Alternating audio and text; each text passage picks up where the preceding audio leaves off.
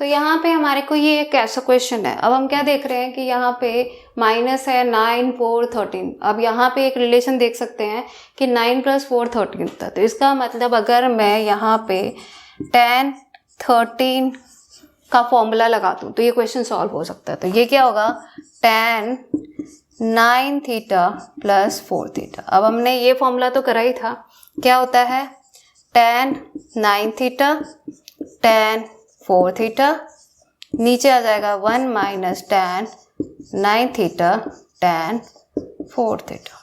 तो यहाँ से क्रॉस मल्टीप्लाई करेंगे तो यहाँ पे tan 13 थीटा के साथ आ जाएगा 1 - tan 9 theta and tan 4 theta, और इधर से हो जाएगा tan 9 theta plus tan 4 theta. तो सॉल्व करेंगे तो ये आ जाएगा tan 13 थीटा, ठीक है, और यहाँ से minus tan 13 theta tan 9 theta tan 4 theta is equal to tan 9 theta plus tan 4 theta. अब क्वेश्चन में हम देख रहे हैं कि ये तीनों एक साथ हैं।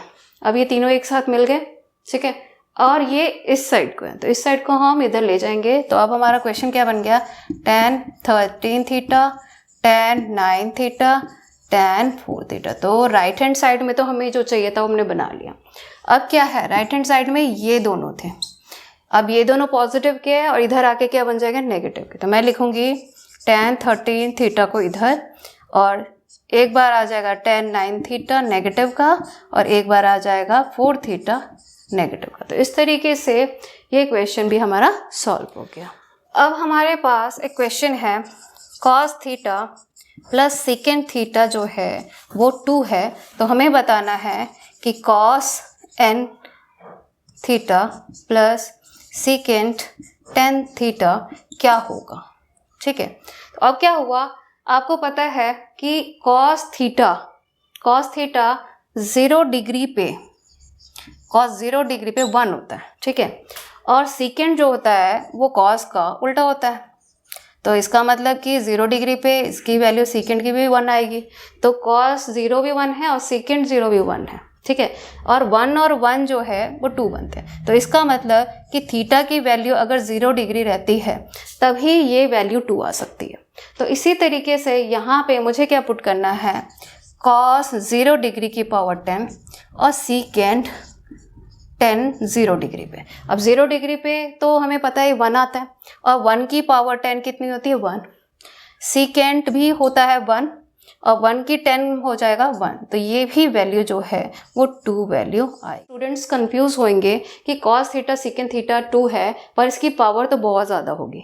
पर ये बहुत ज़्यादा नहीं होगी। यहाँ से हम पहले थीटा की वैल्यू निकालेंगे, फिर इसकी पावर 10 हम सॉल्व करके सेम आंसर निकाल देंगे। तो अब हमें सॉल्व करना है ये क्वेश्चन। अब ये देखने में थोड़ा सा टफ लग रहा है, क्यों, साइन का फॉर्मूला है, tan का फॉर्मूला है, और साइन और tan का फॉर्मूला ऐसा कुछ है नहीं जो आपस में रिलेट कर।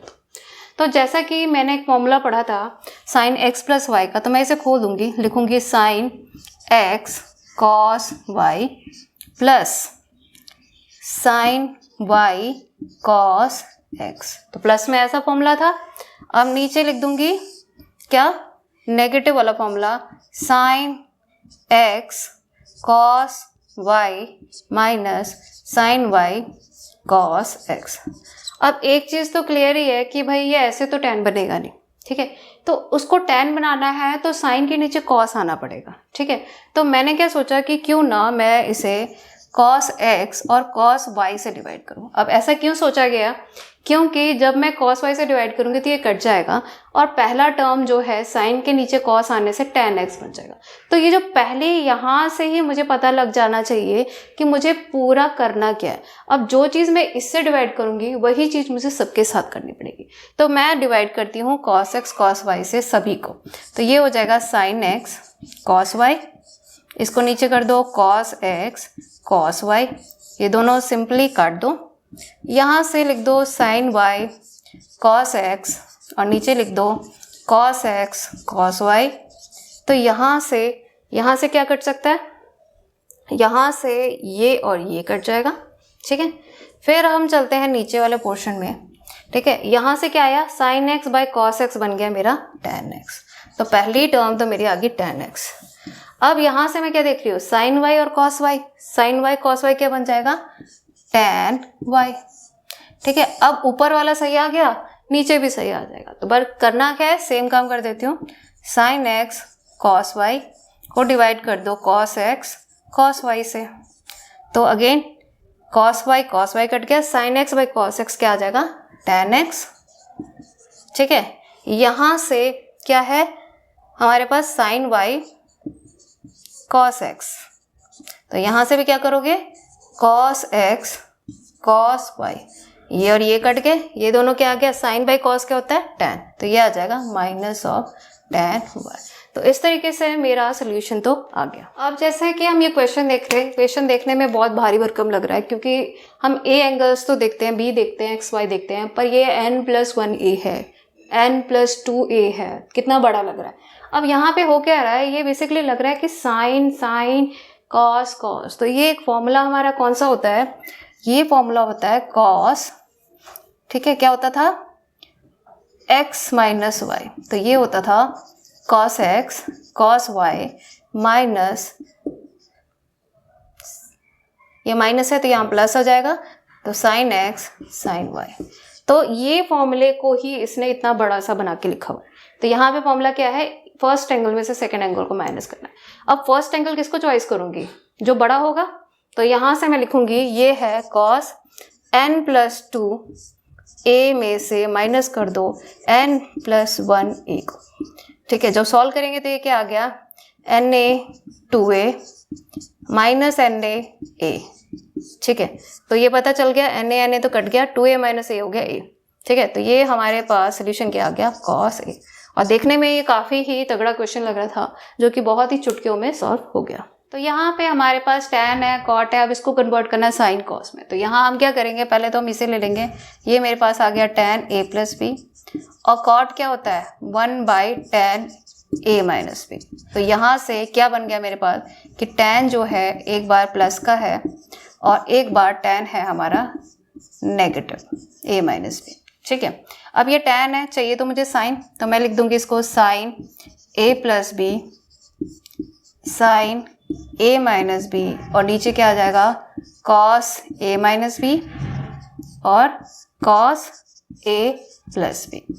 अब जैसा कि मेरे को इनके फॉर्मूले पता है तो मैं न्यूमरेटर सॉल्व कर लेती हूँ। न्यूमरेटर क्या है, sin a+b, फॉर्मूला खोल देती हूँ, तो ये आ गया sin a cos b plus cos a sin b। तो यहाँ से अब मेरा न्यूमरेटर में एक बार प्लस का फॉर्मूला खोल दिया और माइनस का भी खोल देते हैं, sin a cos b cos a sin b। तो इस तरीके से मैंने इस तरीके से इसको खोल दिया। अब क्या है, ये a+b और a माइनस b का फॉर्मूला बन गया। तो मैं लिखूंगी sin square a cos square b minus cos square a sin square b। अब मैं न्यूमरेटर में देख रही हूँ मेरे पास sin स्क्वायर a और sin स्क्वायर b है, इसका मतलब मुझे cos स्क्वायर चाहिए ही नहीं। तो मैं यहाँ लिख देती हूँ sin स्क्वायर a, इसको लिख देती हूँ 1 माइनस sin स्क्वायर b। ठीक है, इसी तरीके से ये भी नहीं चाहिए तो मैं लिख देती हूँ 1 minus sin square a sin square b। तो इसको जब हम खोलेंगे तो ये हमारे पास क्या आ जाएगा, ये आ जाएगा sin square a sin square a sin square b। इसी तरीके से नेगेटिव sin स्क्वायर b और यहाँ से पॉजिटिव sin स्क्वायर a और sin स्क्वायर b आ गया। अब क्या हुआ, ये नेगेटिव है और ये पॉजिटिव है, तो ये दोनों कट हो जाएंगे। तो यहाँ से न्यूमरेटर में तो हमारा सेम चीज़ आ गया, क्या चीज़ आ गई, sin square a minus sin square b। तो इस तरीके से ये ऊपर वाला पार्ट हो गया। अब हम नीचे वाले पार्ट को सॉल्व करते हैं।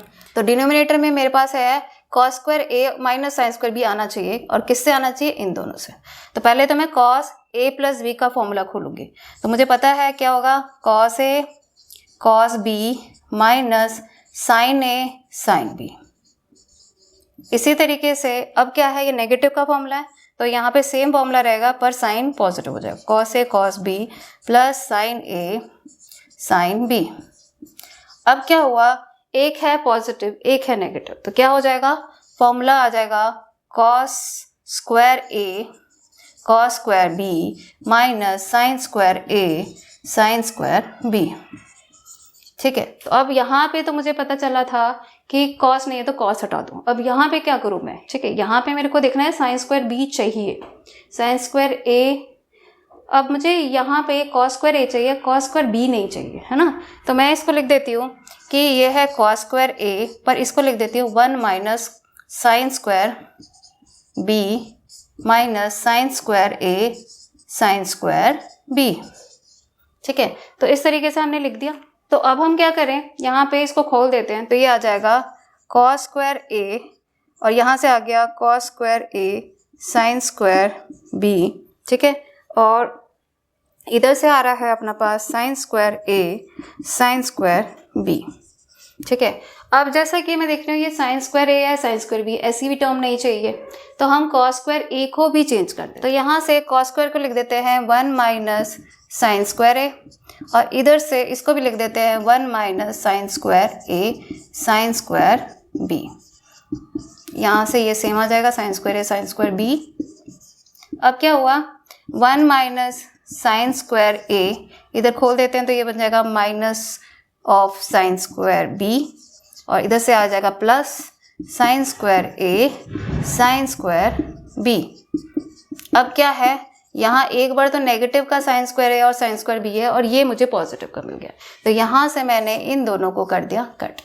अब क्या है, अब मैं कंपेयर करूँ तो माइनस साइन स्क्वायर बी तो आ रहा है, और 1 माइनस साइन स्क्वायर ए क्या होता है, कॉस स्क्वायर ए। तो इन दोनों को ये लिखने के बजाय मैं कॉस स्क्वायर ए लिखूंगी तो मेरा सोल्यूशन आ जाएगा।